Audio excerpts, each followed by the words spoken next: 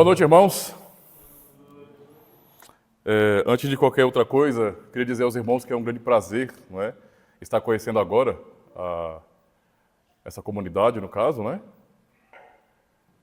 Já ouvi falar bastante aqui de Unai, né, mas é a primeira vez que eu estou tendo essa oportunidade, então eu estou muito feliz, muito curioso por conhecer mais os irmãos, isso é muito bom. Trago um abraço da nossa congregação lá em Maceió, Jacintinho, né, eu avisei para os irmãos, pedi orações sobre também essa conferência, essa mini-conferência, justamente entendendo a importância desse trabalho, né, que é realmente trazer conhecimento sobre a nossa tradição para o público de hoje. Isso é muito necessário, porque se nós não estamos estudando e aprendendo sobre isso, aos poucos vai se perdendo. Então temos que lutar para preservar a nossa bela tradição. Não é? Então eu só queria apenas ler mais uma vez o texto que o pastor Pereira leu no início. Pode passar, pastor?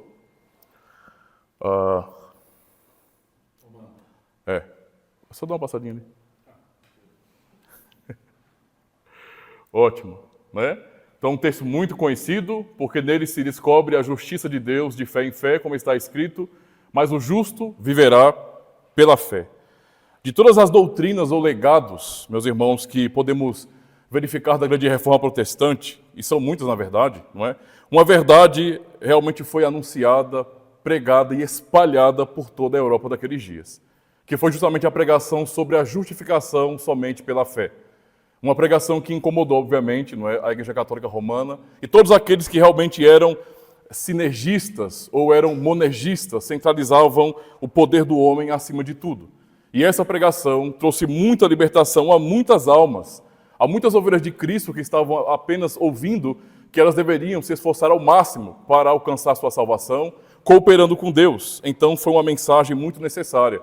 O pastor Abrão já fez um panorama maravilhoso sobre o contexto de Dort, e eu resolvi falar sobre esse assunto da justificação, não é, como sendo a pregação central da época da Reforma, e fazer um link, na verdade, com Dort também. Quando pensamos no Sínodo de Dort, nós temos que também lembrar que o que Dort defendeu foi justamente a doutrina da Reforma Protestante. Aquilo que foi ensinado pelos primeiros reformadores estava sendo reafirmado em Dort, e muitas vezes nós perdemos, não é, essa conexão, imaginando que o assunto do monergismo, não é, a defesa da doutrina da graça, digamos assim, não tem a ver tanto com aquela pregação inflamada da Reforma Protestante. E temos que realmente olhar para esse lado da Reforma, justamente porque Dort, as igrejas reformadas, continuam sim em defesa dessa verdade tão central. Então, o assunto a respeito da justificação pela fé, meus irmãos, é realmente central à nossa fé.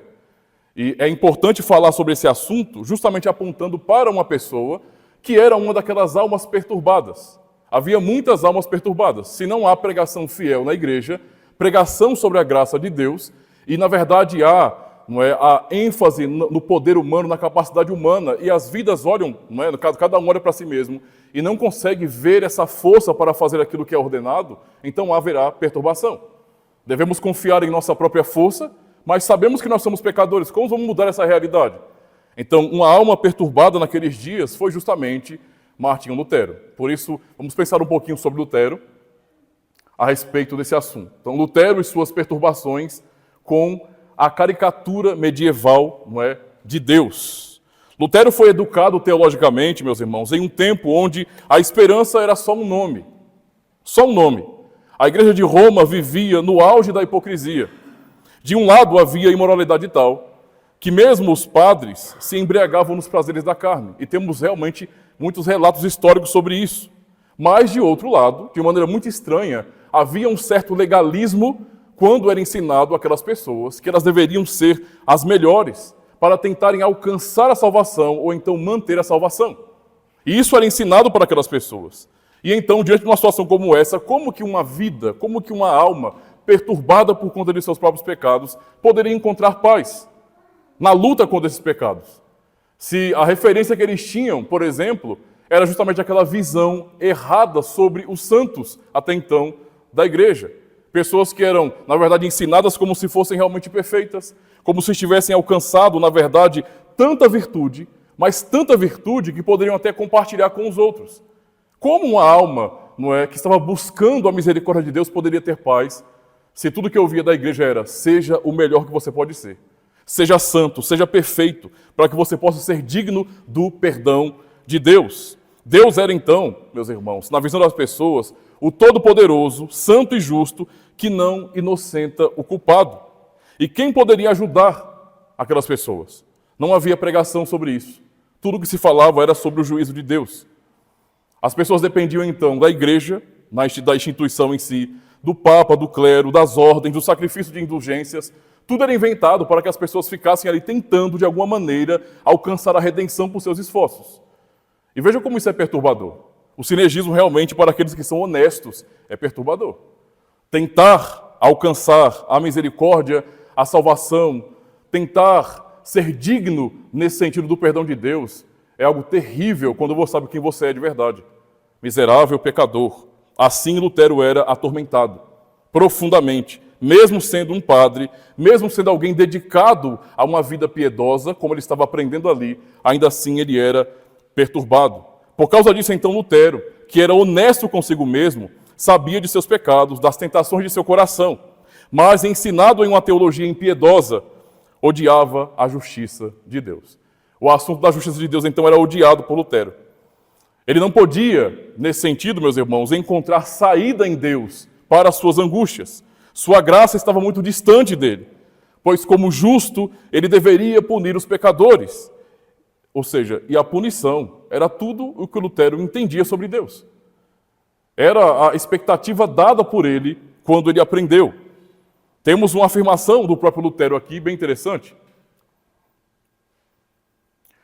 Ele disse: como se de fato não fosse o suficiente que pecadores miseráveis, eternamente perdidos pelo pecado original, sejam esmagados por todo tipo de calamidade pela lei do decálogo, sem que Deus adicione dor a dor pelo Evangelho e também pelo Evangelho nos ameaçando com sua justiça e ira.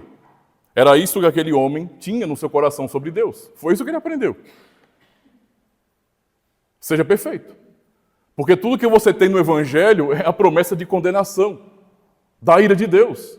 É a única coisa que vemos no Evangelho. E ele falou mais também sobre isso. Pode passar, pastor.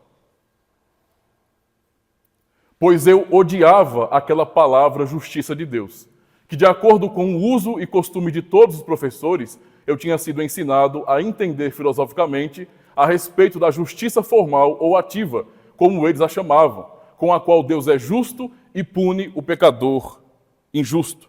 Então este era o homem atormentado. Imagina o que era viver então naquele contexto, meus irmãos, onde os pastores da igreja, eles não tinham palavra de consolo para as ovelhas de Cristo.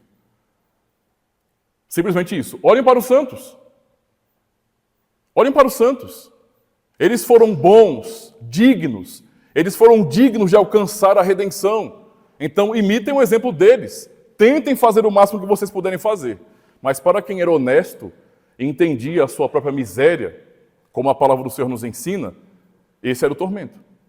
Era entender justamente que Deus, na verdade, ele só tem justiça no que diz respeito à punição para nós. E simplesmente isso. Então isso atormentou a Lutero naqueles dias. E podemos nos perguntar por que Lutero foi atormentado por isso e o que é essa questão da justiça de Deus que tanto atormentou Lutero e como ele alcançou, digamos assim, as portas do paraíso quando descobriu a verdade. Passar. Então, temos aí, não é, o que significa a justiça de Deus, então, para Lutero. Então, atributo divino, lei de Deus, por exemplo, ou a punição divina.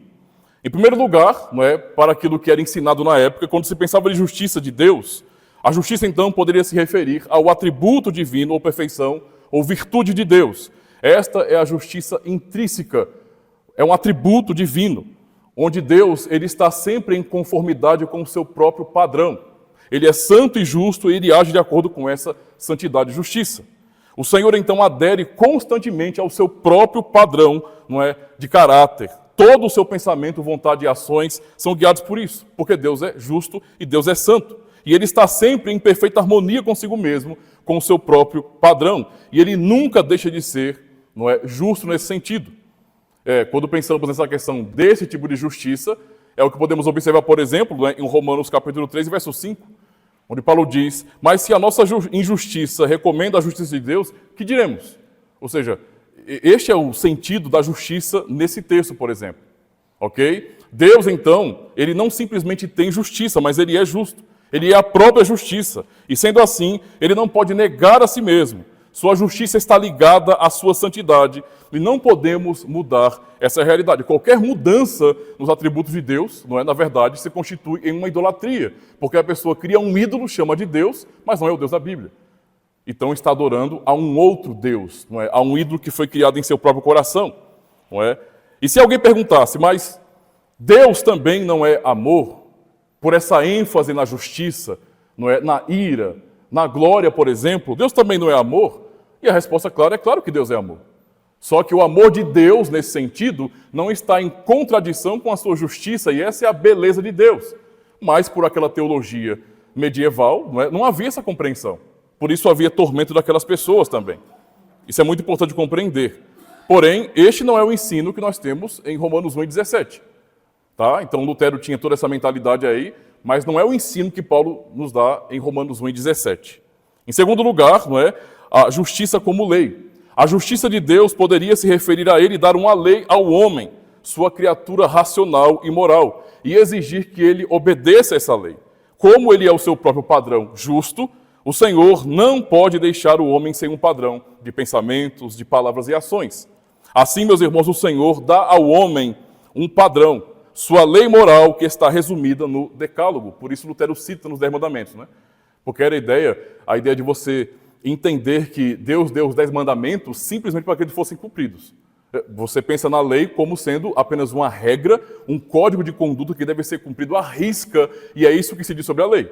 Até hoje, muitas pessoas, até de confissão reformada, acabam sendo também legalistas nesse sentido, porque acabam entendendo que a lei não foi dada para mostrar a nossa miséria e a nossa necessidade de Deus, mas apenas para ser cumprida. Então, todo o esforço para cumprir a lei, e cumprir a lei é o que importa.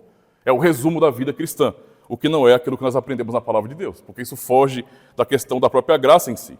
Como justo, meus irmãos, Deus exige então que o homem obedeça à sua lei moral e se conforme a esse padrão. Mas, e quanto a Martinho Lutero, em Romanos 1:17? Será que esta era a compreensão completa ou correta daquilo que ele estava lendo, daquilo que o atormentava? Porque ele lia Romanos 1:17 assim. Então, basicamente, se a justiça de Deus se revela no Evangelho, para ele era a justiça de Deus no que diz respeito à punição se revela no Evangelho. Então, quando eu ouço o Evangelho, o que eu estou ouvindo, na verdade? Que Deus me condenará se eu não for perfeito na obediência à sua lei. Esse era o tormento do coração dele e de muitas pessoas também.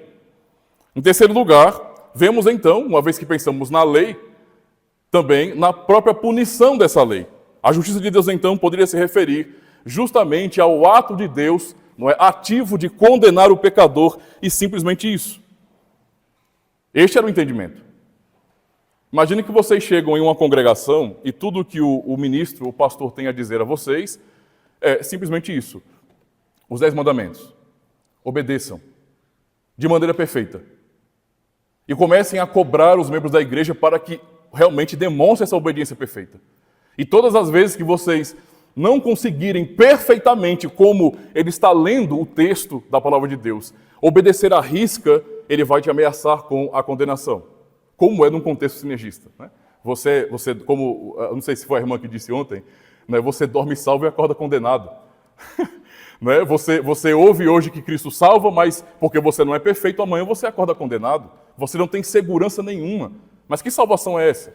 Além de ser uma boia jogada, né, como o pastor Bruno falou, além de ser uma boia em que o homem tem que tentar se esforçar para alcançar essa boia, a boia ainda está furada. Essa realidade não tem segurança nenhuma. Né? Nenhuma. Mas era essa a expectativa que as pessoas tinham também. Infelizmente. Isso atormentou também Lutero. Então, ele entendeu, toda vez que lia esses textos, onde havia a afirmação da justiça de Deus, isso o perturbava. Ler a justiça de Deus perturbava a alma de Lutero por causa disso. Justamente por fazer essa ligação direta com a condenação, com a justiça punitiva de Deus. Não é? Mas, se não é uma coisa nem outra nesse sentido, se tudo aquilo que atormentou o coração de Lutero e de outros cristãos não era a interpretação correta de Romanos 1:17, então qual é a interpretação? Pode passar. Justiça salvadora de Deus. A justiça de Deus, então, poderia se referir a ele, nesse sentido, prover libertação para pecadores de acordo com o padrão de seu próprio caráter. Isso é o que o reformador alemão chama ou chamou de justiça passiva de Deus, por meio do qual ele nos justifica, a ação é dele em sua misericórdia. Esse é o significado então de Romanos 1,17. E esse foi o avanço pessoal na vida de Lutero. Parece apenas uma mudança de perspectiva, mas na verdade é uma mudança completa da sua compreensão da graça de Deus, da relação do homem caído com Deus. É uma mudança completa e absoluta, não é uma coisa simples não. Tá? Não é um mero detalhe, meus irmãos. Como ele mesmo conta, não é como nós vimos anteriormente, isso lhe abriu tanto a Escritura quanto o portão do paraíso. Na verdade, ele a exaltou como a palavra divina mais doce para os seus ouvidos. Então aquilo que Lutero tanto odiou, a expressão justiça de Deus, ele passou a amar e a pregar naqueles dias. Tudo pela compreensão correta do Evangelho da palavra de Deus. Mas isso foi o tormento de Lutero. A pregação sobre a justificação pela fé continuou avançando, não é? E nós vemos um desenvolvimento muito maior, muito mais robusto, justamente na tradição reformada. Então, pensando inicialmente com Calvino, por exemplo... Vai passar. Desculpe pelo delay. Calvino e o desenvolvimento da doutrina da justificação pela fé somente. Calvino, comentando, meus irmãos, alguns textos da palavra de Deus sobre o assunto da justificação, trouxe justamente essa compreensão correta, não é? E deu um passo muito além de Lutero nesse sentido. Lutero realmente teve muito conflito no seu coração com a doutrina, quando ele não entendia de maneira correta, mas Calvino realmente pensou muito bem sobre as suas implicações, sobre o seu significado, e como isso mostra para nós uma salvação, não é, absolutamente monergista, que vem totalmente de Deus e da sua misericórdia e da sua graça sobre os pecadores. Então, quando ele comentou o texto de Gênesis 15 sobre Abraão foi justificado pela fé, ele falou justamente assim. Pode passar, pastor. Cabe-nos simplesmente notar que aqueles a quem a justiça é imputada são justificados, visto que Paulo usa estas duas expressões como sinônimas. Concluímos daqui que a questão não é o que os homens increntemente são, e sim como Deus os considera, não porque pureza de consciência e integridade de vida são distintas do gracioso favor de Deus, mas porque, quando se busca a razão, porque Deus nos ama e porque Ele nos reconhece, é necessário que Cristo seja contemplado como aquele que nos veste com sua própria justiça. Notem o salto de compreensão dessa doutrina. Isso que nós estamos observando aqui, que Calvino defendeu, também foi defendido em Dort. Veremos isso no final, não é, da palestra. Mas notem como isso é importante para nós. A ideia de imputação da justiça que não é nossa. Não está em nós. Não é naturalmente nossa, mas vem de Deus, vem de Cristo. Também vemos essa questão do desenvolvimento da doutrina da justificação pela fé na tradição reformada, quando olhamos também para as confissões reformadas. E aí eu cito, não é? O pastor já citou essa confissão, mas a confissão de fé francesa também nos diz isso. No seu artigo 20, diz bem assim: nós cremos que Deus nos faz participar desta justiça pela fé somente, porque Ele disse que Jesus Cristo sofreu para obter nossa salvação, para que todo aquele que nele crê não pereça. Nós cremos que participamos da justiça de Jesus Cristo, porque as promessas de vida que nos são dadas nele são adaptadas à nossa vida e sentimos o efeito quando as aceitamos, porque somos convencidos, a boca de Deus mesmo nos dando formal segurança, que nós não seremos frustrados no que elas prometem. Assim, a justiça que obtemos pela fé depende das promessas graciosas pelas quais Deus nos declara e nos atesta que nos ama. Então, não se separa a justiça salvadora de Deus do seu amor, da sua misericórdia. É uma palavra de consolo para os pecadores miseráveis, para aqueles que creem em Jesus Cristo. Não pode separar essas coisas. Os católicos romanos faziam isso, infelizmente. Agora, nós podemos observar várias confissões de fé, inclusive os próprios padrões de fé de Westminster. Eu gosto muito de fazer comparações com confissões de fé, certo? Isso mudou, foi? Isso, muito bem. Eu gosto muito de fazer comparações com outros padrões de fé. É bom para o desenvolvimento teológico, mas, sinceramente, não é? Quando eu faço a comparação e observo, por exemplo, como o nosso catecismo fala sobre a justificação, eu realmente vejo o nosso catecismo com um texto muito mais objetivo, claro e consolador quando fala deste assunto. E que eu posso dizer para os irmãos que talvez muitos evangélicos, ao lerem esse texto, fiquem escandalizados. Porque a graça demonstrada aqui é tão abundante que frustra aquele que quer realmente ter glória na salvação. É só observar, né? Pergunta 60, como é que você é justo diante de Deus? Resposta, somente pela verdadeira fé em Jesus Cristo. Embora a minha consciência me acuse de haver pecado gravemente contra os mandamentos de Deus, sem jamais haver obedecido a todos eles, e de ainda ser inclinado a todo mal, Deus, no entanto, sem que houvesse em mim nenhum mérito próprio, somente pela sua graça, imputa-me a perfeita satisfação, justiça e santidade de Cristo. Se tão somente aceitar esse dom, crendo fielmente com o coração, Ele me concede isso como se eu jamais tivesse tido ou cometido nenhum pecado, e como se eu mesmo tivesse cumprido toda a obediência que Cristo cumpriu por mim. Para o mundo sinergista, humanista, isso é um escândalo. Isso é um total escândalo. Isso, é claro, incomodou os católicos romanos naqueles dias do século XVI e XVII e incomoda muitos cristãos hoje também do mesmo jeito. Como assim podemos observar um texto como esse, não é, e assumir, ou entender e confiar que Deus nos imputa a justiça de Cristo sem nenhuma participação nossa? Eu não fiz absolutamente nada, eu não dei nenhum passinho nesse sentido para alcançar tal justiça. Tudo vem de Deus e somente dele. E mesmo assim, quando eu penso nessa justificação, Ele me declara e, portanto, me considera justo como se eu nunca tivesse cometido esse pecado. Eu estou inocentado diante dele, porque Ele, como juiz, me declara justo por meio da fé em Jesus Cristo. Para aquele que confia em si mesmo, isso é um absurdo. Inaceitável. Trento combateu isso. O medo católico romano e o medo cristão de hoje, infelizmente, é esse. Se ensinarmos isso, não é, essa graça desta forma, as pessoas, obviamente, no pensamento mais comum, não vão obedecer a Deus. Não vão viver para a sua glória. Elas vão viver de maneira libertina, porque isso dá toda a base para que o cristão não seja piedoso e não busque a Deus em verdade. Porém, meus irmãos, nós aprendemos aqui que a graça de Deus, que nos justifica por meio da fé, não é inoperante em nós. Deus opera e faz um trabalho completo. É essa graça que foi defendida na Reforma, não é, nas igrejas reformadas também. A outra pergunta 61, por que você diz que é justo somente pela fé? Eu digo, não porque sou agradável a Deus graças ao valor da minha fé. Isso é um ponto muito importante, tá? Porque, especialmente hoje, e os arminianos, pré-arminianos, eles entendiam, não é? Por exemplo, o próprio Armínio, ele compreendia que a questão é a fé em si. Né? O homem tem capacidade de crer, ele tem essa capacidade natural de crer nesse sentido. A depravação total no arminianismo não é total assim, né? Se fala, se usa o termo, mas de fato não é o que eles pensam, porque realmente assumem o livre-arbítrio e a capacidade para crer. E mesmo assim, a justificação é pela fé em si. É a fé pela fé.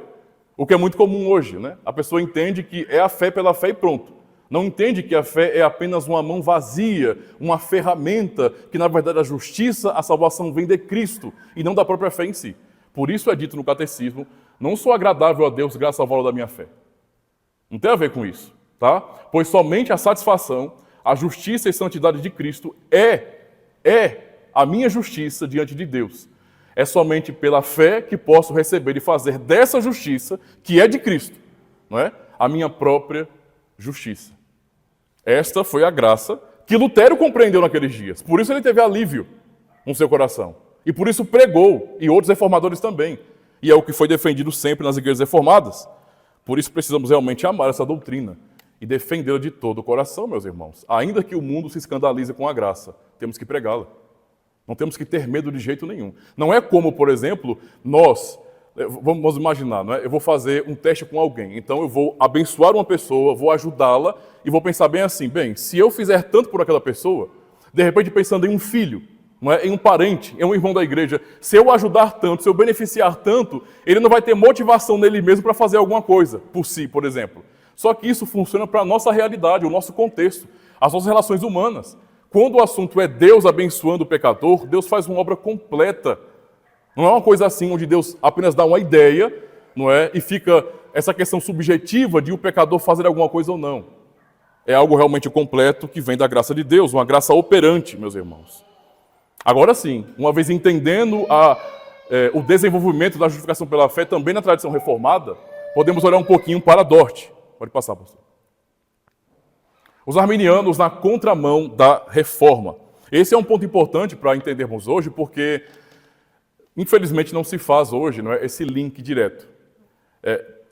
As pessoas não pensam hoje sobre Dort e a sua ligação com a reforma, a sua defesa da própria reforma, das doutrinas da reforma, como também não fazem uma ligação com relação aos remonstrantes ou aos arminianos, não é? E essa questão do criptocatolicismo, como o pastor Abrão falou. Não é? Com essa ideia de você retornar à nave-mãe, como dizem alguns. De você realmente retroceder e abraçar, não é, com uma conversão meia-boca, uma via média, aquele entendimento que já era dos humanistas antes. Então, nós temos que fazer esse link direto, para compreender que, por exemplo, a defesa de Dort, das doutrinas da graça, foi também uma defesa daquilo que foi defendido na própria reforma protestante. E que, portanto, consequentemente, os arminianos romperam com isso. Eu estava comentando com o pastor Abramo, acho que, não sei se foi hoje, penso que sim, que lançaram uma Bíblia, não vou citar a editora, mas nessa Bíblia de estudo, em comemoração à reforma, Armínio é colocado como um reformador. Eu fiquei pensando, mas quem foi que disse uma coisa dessa? Quem foi que pensou em algo assim?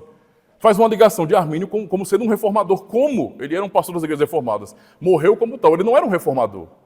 E o que foi promovido pelos seus alunos depois não foi uma reforma naqueles moldes da grande reforma. Foi uma tentativa de retorno, não é, pelo menos no que diz respeito à soteriologia, ao catolicismo romano.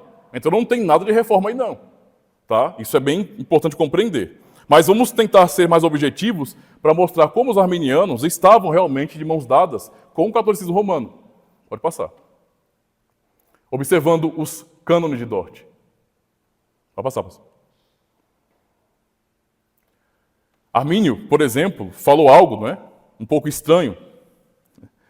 Ele afirmou, nas obras, não é? De Armínio, da CPAD e tudo mais, não tenho consciência de já ter ensinado ou emitido quaisquer outros sentimentos sobre justificação do homem diante de Deus do que aqueles que são ensinados por unanimidade pela Igreja Reformada e também pelas protestantes. Bem, muitos arminianos hoje estão se apegando, não é, a essas obras de Armínio, por essa editora, para defender. Tem sites hoje, se os irmãos pesquisarem, vão perceber que existem sites hoje defendendo como o Armínio era confessional. Sim, isso é verdade. Nós não podemos negar isso. Ele morreu como pastor reformado e subscreveu as confissões. Certo? Mas não podemos negar todo o enredo, todo o contexto, não é, que mostra para nós hoje também, não é, o que ele ensinou, que era oposto à fé reformada, às igrejas reformadas. Embora estejam se valendo disso, né, dizendo que Armínio ele nunca ensinou nada contrário a essa doutrina de justificação pela fé básica da reforma, isso é negado quando, por exemplo, Armínio ensina a questão da eleição baseada em fé prevista, e detalhe, fé que não é dom de Deus, fé que é uma capacidade do homem.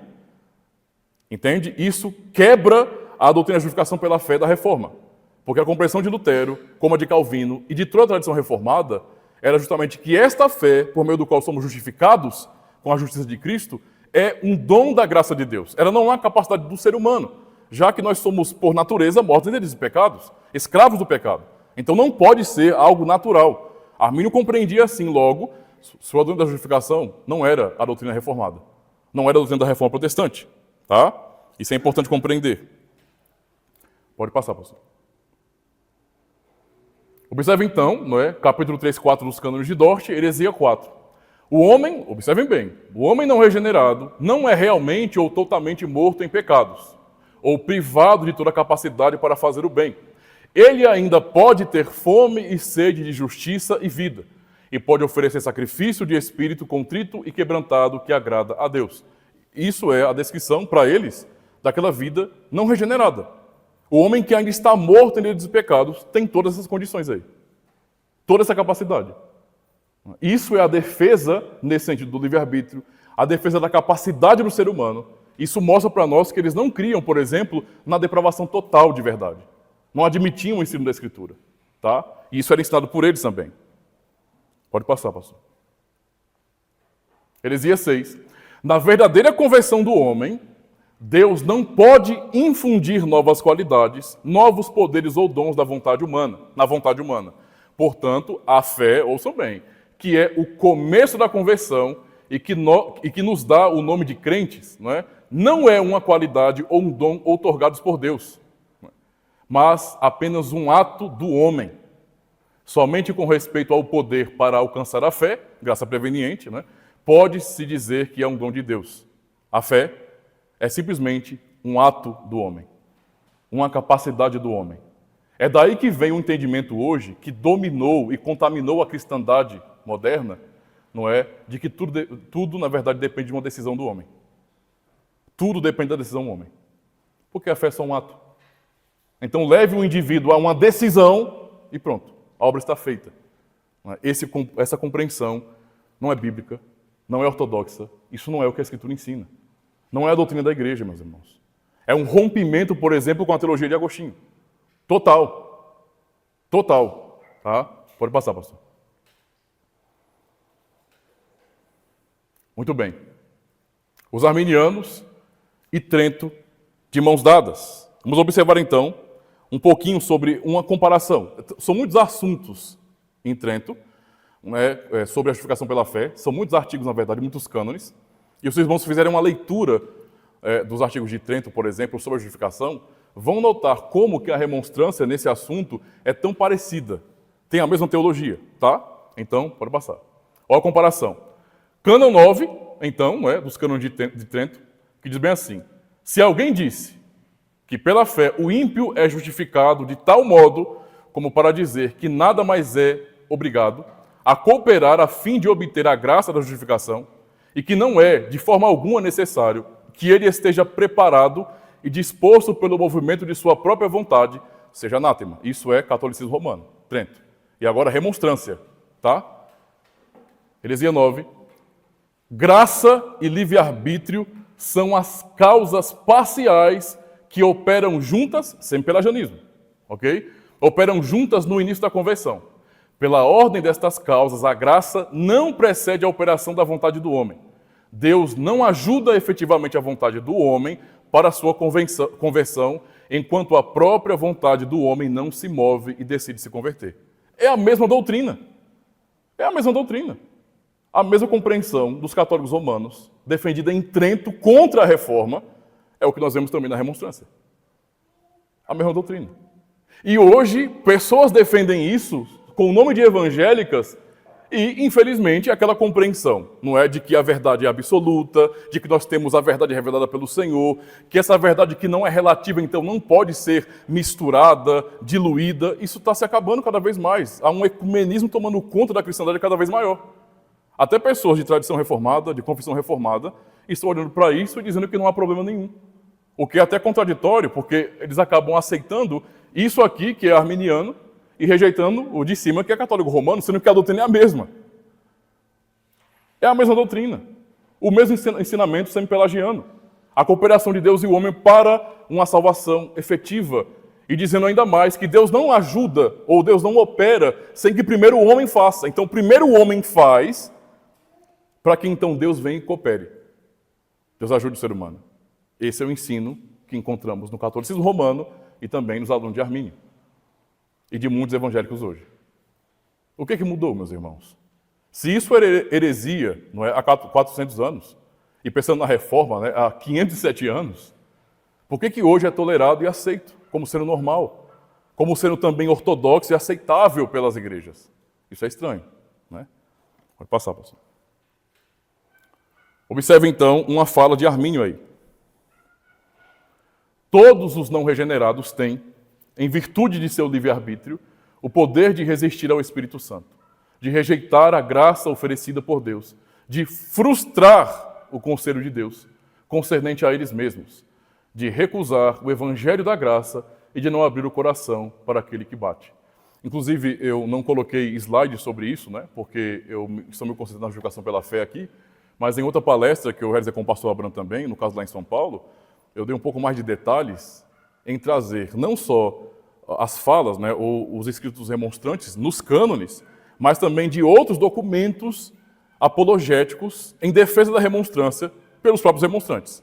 Não é? Que você encontra muito material, por exemplo, na época de John Owen, que acabou combatendo muitos arminianos também. Escreveu muita coisa, pegou muitos artigos deles nesse sentido, justamente para combater, para refutar há muita afirmação absurda e herética deles, fora do contexto de Dort também.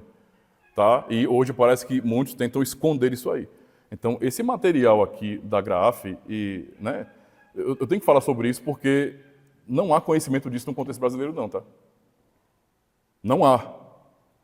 E as pessoas estão pegando, então, lapsos da história, de uma história que eles não conhecem, não estudam, estão falando, em nosso lugar como reformados, o que é Dort, o que foi Dort, o que é a fé reformada. Nós temos que tomar cuidado com isso. Temos que aprender bem a doutrina, para proteger o nosso coração, as congregações, não é, dessas mentiras que estão aí por fora. Porque estão usurpando o que significa ser um cristão reformado. Cada vez mais, meus irmãos. Pode avançar, pastor. Um pouco mais ainda. Que Deus deve requerer de nós o que Ele mesmo operará em nós é uma ação ridícula, escassamente digna de um palco. Né? Apologia pró confissão remonstrante. Não há nada mais vão, nada mais tolo do que atribuir a nossa regeneração e a nossa fé, olha só, ao mérito de Cristo. É isso, a nossa salvação é essa. É o mérito de Cristo. É o mérito dele, não o nosso. Mas para eles era absurdo dizer uma coisa dessas, não é? Pois se for afirmado que Cristo mereceu a fé e a regeneração para nós, então a fé não pode ser uma condição cujo desempenho Deus deve exigir das mãos dos pecadores, sob pena de condenação eterna. Então a fé tem que ser do homem, né? A graça é de Deus, a fé é do homem. Esse era o pensamento. E este é o pensamento hoje também, lamentavelmente. E isso é totalmente oposto à grande reforma. Não foi isso que Lutero ensinou, ou que Calvino ensinou, ou que o próprio Zwingli ensinou. Você não encontra isso na reforma. Vou passar. Dort na defesa, então, da mensagem da reforma.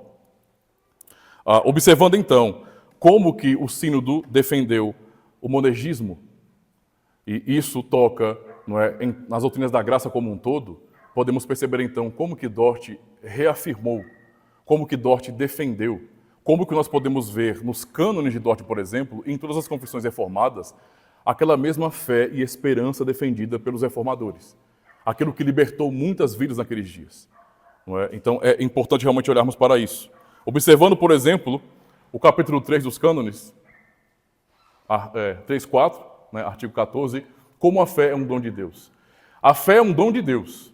Isso não significa que Deus a oferece ao homem, que da sua parte pode decidir o que ele quer fazer. Mas ela é, de fato, dada ao homem, inspirada e nele infundida. Também não é assim que Deus apenas concederia o poder para crer e depois esperaria do livre-arbítrio do homem o consentimento para crer ou o ato de crer, que seria, logicamente, o próprio arminianismo. Né? Então, Deus concede, mas está no poder do homem dizer se quer ou não. Né? Ao contrário, é um dom no sentido de que Deus efetua no homem tanto a vontade de crer quanto o ato de crer. Ele opera tanto o querer como o realizar. Sim, opera tudo em todos. Inclusive, só para atualizar os irmãos, recentemente, eu não vou citar nomes de ninguém, tá? Só para ficar tranquilo aqui, mas recentemente, não é? Existe, na verdade, alguns líderes que estão defendendo até um sinergismo, né? Não só no sentido de salvação, da obra de Cristo em si, para salvar, mas também um sinergismo que diz respeito à própria santificação. Uma vez que nós entendemos, nós não somos fatalistas, entendemos também que nós somos responsáveis. Deus não chama a responsabilidade. Mas muitos estão buscando a glória do homem também na santificação.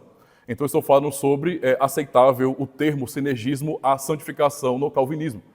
Para que no final de tudo se possa dizer, não é, a glória é minha pela santificação. De forma nenhuma. Deus opera em nós, Filipenses 1:13. Tanto o querer, a vontade, a volição, como o próprio realizar. Então temos que ser responsáveis, trabalhar para a glória de Cristo e no final dar glória a quem? A Ele. Não a nós. Somente a Ele. Né? Então é importante observar isso aí. Pode passar, pastor. Muito bem.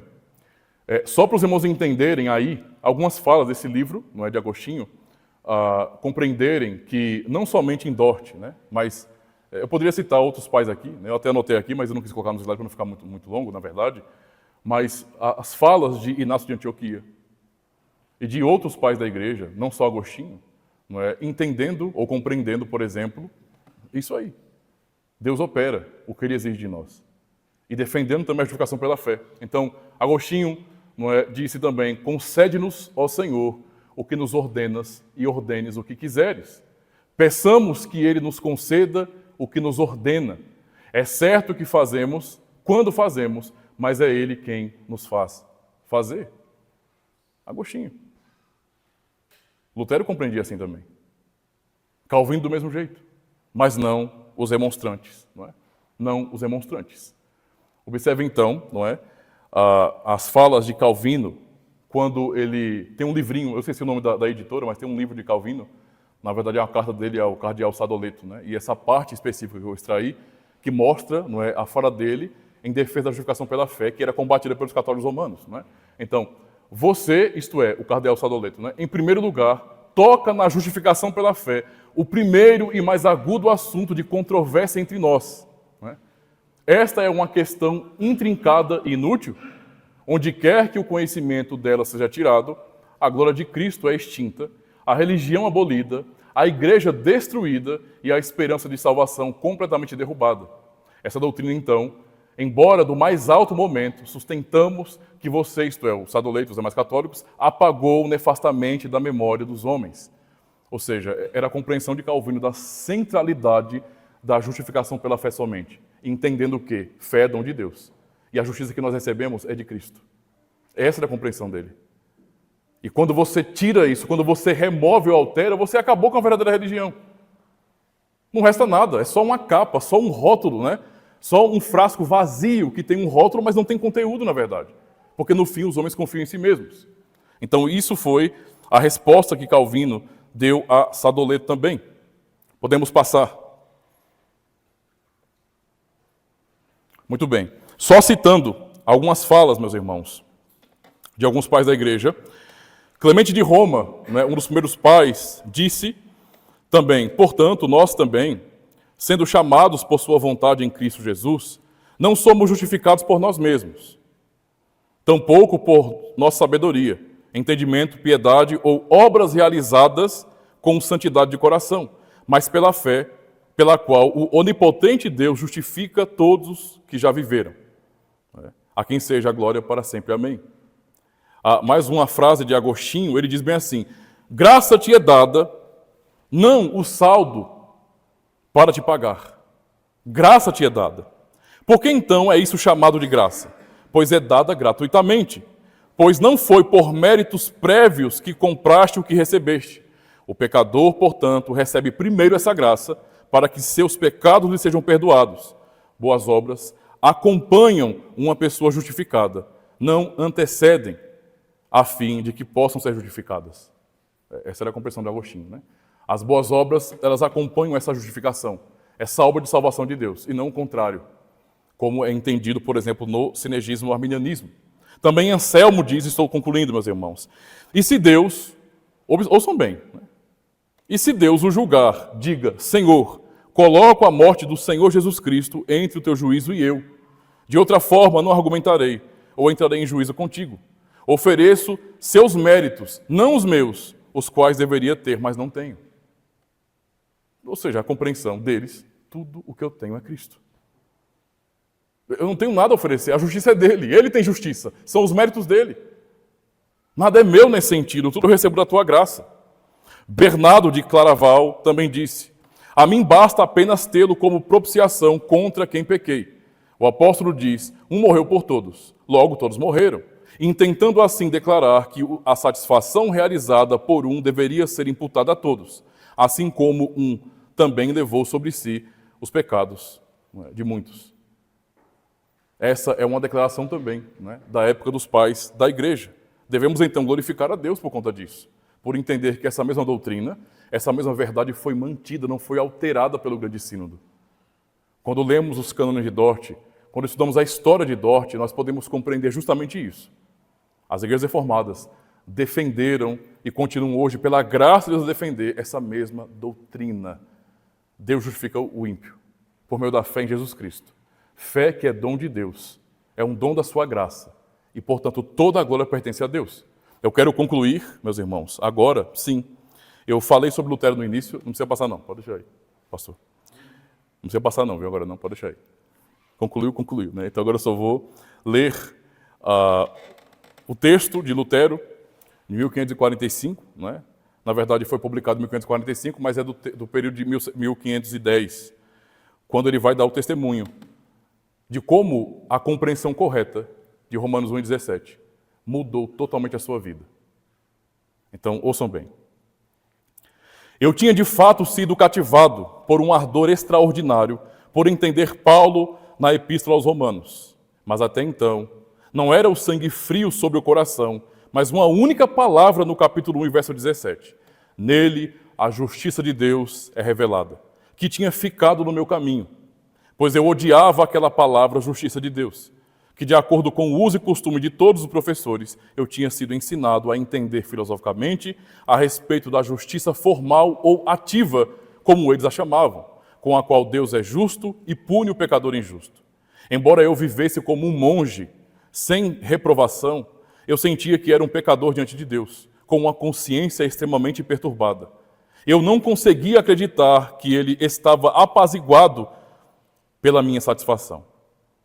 Eu não amava, sim, eu odiava o Deus justo que pune pecadores. E secretamente, se não blasfemamente, certamente murmurando muito, eu estava bravo com Deus e disse, como se de fato não fosse o suficiente, que pecadores miseráveis, eternamente perdidos pelo pecado original, sejam esmagados por todo tipo de calamidade pela lei do decálogo, sem que Deus adicione dor a dor pelo Evangelho e também pelo Evangelho, nos ameaçando com sua justiça e ira. Assim, eu me enfureci, com uma consciência feroz e perturbada. No entanto, bati importunamente em Paulo naquele lugar, desejando ardentemente saber o que São Paulo queria. Por fim, pela misericórdia de Deus, meditando dia e noite, dei atenção ao contexto das palavras, a saber, nele a justiça de Deus é revelada, como está escrito, aquele que pela fé é justo viverá. Ali comecei a entender que a justiça de Deus é aquela pelo qual o justo vive por um dom de Deus. Um dom de Deus. Não é? A saber, pela fé. E este é o significado. A justiça de Deus é revelada pelo Evangelho, a saber, a justiça passiva com a qual o Deus misericordioso nos justifica pela fé, como está escrito, aquele que pela fé é justo viverá. Aqui eu senti que havia nascido de novo e entrado no próprio paraíso através dos portões abertos. Ali, uma face totalmente diferente de toda a Escritura se mostrou para mim. Então, eu percorri as Escrituras de memória. Também encontrei em outros termos uma analogia, como a obra de Deus, isto é, o que Deus faz em nós, o poder de Deus com o qual Ele nos torna fortes e a sabedoria de Deus com a qual Ele nos torna sábios. A força de Deus, a salvação de Deus, a glória de Deus. E eu exaltei minha palavra mais doce com um amor tão grande quanto o ódio com o qual eu antes odiava a palavra justiça de Deus. Assim, aquele lugar em Paulo foi para mim verdadeiramente o portão para o paraíso. Que possamos hoje, meus irmãos, ainda hoje, anunciar essa verdade libertadora. O pecador miserável não pode se salvar, não tem nada a oferecer, mas pela fé em Jesus Cristo, nós temos total esperança. Anunciemos essa verdade, pois há muitas pessoas lá fora que ainda não conhecem esse Evangelho, que só conhecem uma face estranha de Deus, não a sua face completa revelada na Escritura em Jesus Cristo. Preguemos também hoje, meus irmãos, aquilo que foi defendido pelos nossos pais na fé, pelo grande sínodo, o justo viverá pela fé. Amém? Muito obrigado, meus irmãos.